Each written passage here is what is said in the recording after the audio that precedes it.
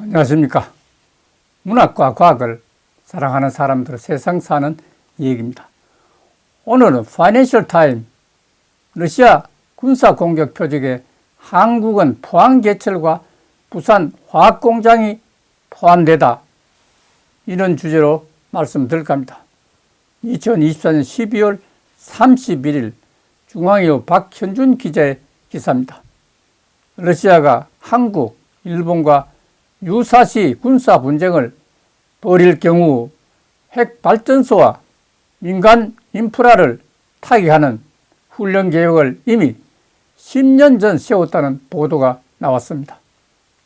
파이낸셜 타임스는 31일 작전 목표 지역의 병력 재배치를 막기 위해 도로, 교량, 공장 등 160곳을 타격하는 내용의 러시아 군의 공격 계획 문서를 서방 소식 통들을 인용해서 입수했다고 보도했습니다.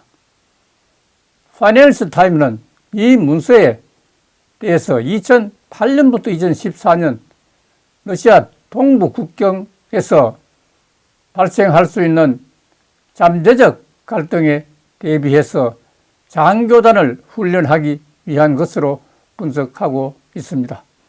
아울러 파이낸셜 타임은 문서에 고위 장교 육성을 위한 합동군사 교육 휘장이 있다고 하면서 전문가들은 2013년부터 2014년에 배포된 문서로서 추정된다고 설명했습니다. 러시아 비핵 순항 미사일 KH-101 미사일을 성능을 설명하는 과정에서 한국과 일본의 표적 목록이 나왔다고 파이낸셜 타임스는 전했습니다. 러시아의 공격 대상 목록 82곳은 한국과 일본의 중앙 및 지역 사령부, 레이더 시설, 공군기지, 해군기지라고 했습니다. 한국은 민간시설 공격 대상은 주로 교량이지만 포항제철소와 부산 화학공장 등 산업시설도 포함되어 있다고 파이낸셜 타임스는 전했습니다. 또 한국의 지휘통제소 2곳에 대한 설명에는 방을 뚫기 위한 병력 추정치와 시설 규모도 첨부되어 있다고 했습니다. 다만 해당 문서는 러시아 군사력에 대한 다소 과장된 평가가 기반이 되어 있다고 파이낸셜 타임스는 전했습니다.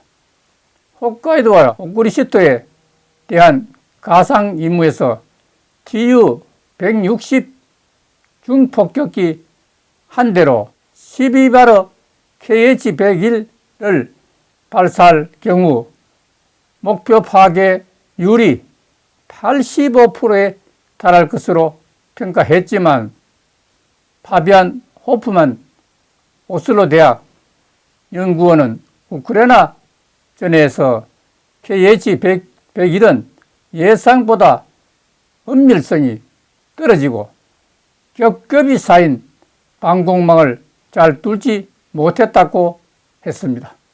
문서에는 2014년 2월 24일 한국과 일본의 방공망을 시험하기 위해 Tu-95 중폭격기 2대를 보낸 결과도 요약되어 있다고 했습니다.